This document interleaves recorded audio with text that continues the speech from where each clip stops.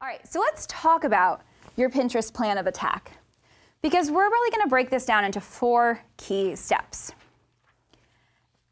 And if you're following along in your workbook, it's actually all spelled out for you on that first page, nice and easy.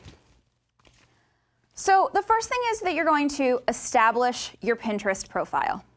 We're going to make sure that's set up, and we're going to make sure that's set up in a way that attracts your customers as opposed to your peers. And we're going to make sure when we're setting up your Pinterest profile that you have the right boards, because actually your board choice plays a big role in your success on Pinterest. Then in step 2, we're going to grow your Pinterest presence. We're going to work on growing your followers. Now, the beauty of Pinterest is that they've actually shifted their strategy so that you can have a big impact on Pinterest even if you don't have a crazy amount of followers. Followers are not the only way that people engage with your content on Pinterest.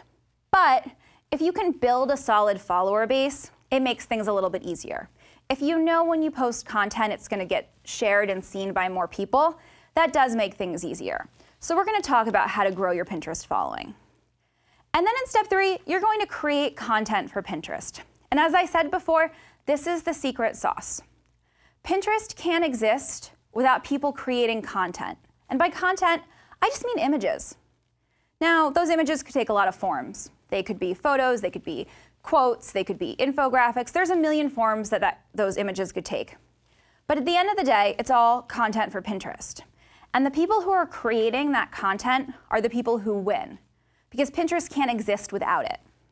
So that's going to be our really key step in taking that Pinterest following and bringing it back to your site. And then that last step is to convert the traffic from Pinterest. So we're going to bring the traffic back, and we're going to figure out what we want to do with it. You know, we want them to become loyal fans. We want them to sign up for our mailing lists. We want them to buy our products. So we're going to talk about that as well. Now, before we dive into actually that step 1 of setting up your profile, I want to make sure that everyone is in the right mindset for using Pinterest. Because using it as a business requires shifting your approach a little bit from when you use it as a personal consumer, right? So how does your approach to Pinterest change when you use it as a business? If you're using it for your personal purposes, or that's how you've been using it, maybe your board looks a little like this. Hey, that's a cool recipe idea. Hey, I'm going to make that crafty project, right? This is where I want to go on vacation. This is something I should do with my kids. None of those things are wrong. Those are all things that people use Pinterest for. But if you're not a food blogger, that's not useful. If you're not a travel blogger, 40 places you want to go on vacation in 20 minutes is probably not useful to your audience.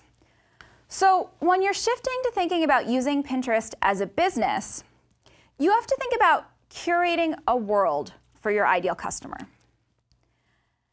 And so the difference is, you know, you're going to pin your own product, for sure, but you're going to put it in a context.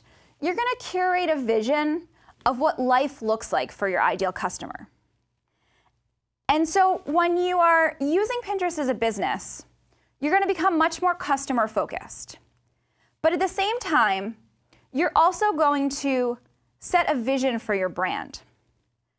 So when someone comes to your Pinterest page, it's going to feel like there's a focus, there's a point of view, and there's something useful there for them. And that's really that difference.